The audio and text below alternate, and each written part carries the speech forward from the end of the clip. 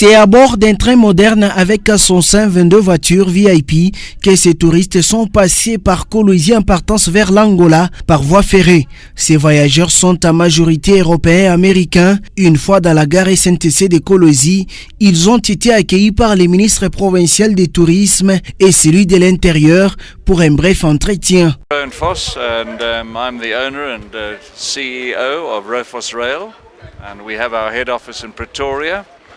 And this train has travelled from Cape Town way to Dilolo. Okay. Donc c'est Monsieur Rowan Voss, le propriétaire de cette compagnie qui détient tous ces trains-ci. Il n'y a pas qu'un seul train. Il a dit qu'il organise des safaris qui durent 15 jours. Il quitte l'Afrique du Sud et arrive jusqu'à Dar es Salaam. If it works, and we will maybe make this trip much more often. So there we go. Thank you very much. Il remercie le ministre du Tourisme et de l'Intérieur qui sont venus l'accueillir. Il dit que dans 48 heures, normalement, ils doivent être à Dilolo parce qu'ils vont sortir vers l'Angola. Et si tout se passe bien, cet événement, déjà pour eux, c'est un événement annuel. Et c'est la première fois qu'ils passent par ici.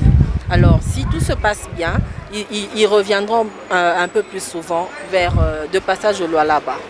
Dès là, cette délégation de 96 touristes a pris la direction des Kati où ils sont partis dîner pour quelques bonnes minutes avant de rejoindre la sino-congolaise où ils ont visité la mine à ciel ouvert et l'usine de traitement de minerais sous les explications du directeur général adjoint, émerveillé de voir pour la première fois la cathode du cuivre. Sont presque les mêmes que les ténors qui sont en bas.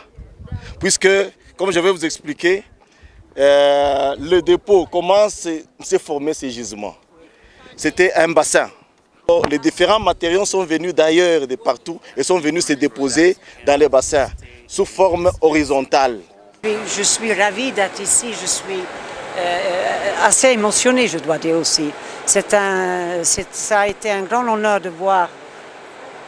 de visiter, et ça a été un rêve, si je peux dire ça, de venir et voir.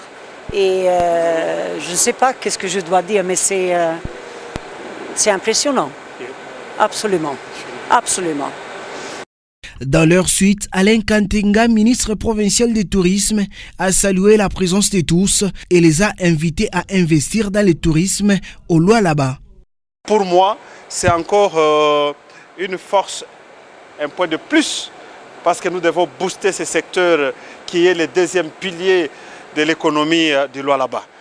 Donc je les invite, non seulement le Lualaba c'est une province minière, mais le Lualaba c'est une province encore agricole, aussi touristique.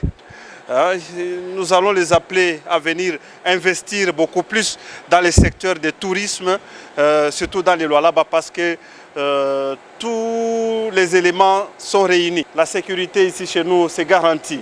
Donc venez. Nous avons beaucoup de potentialités dans le secteur touristique.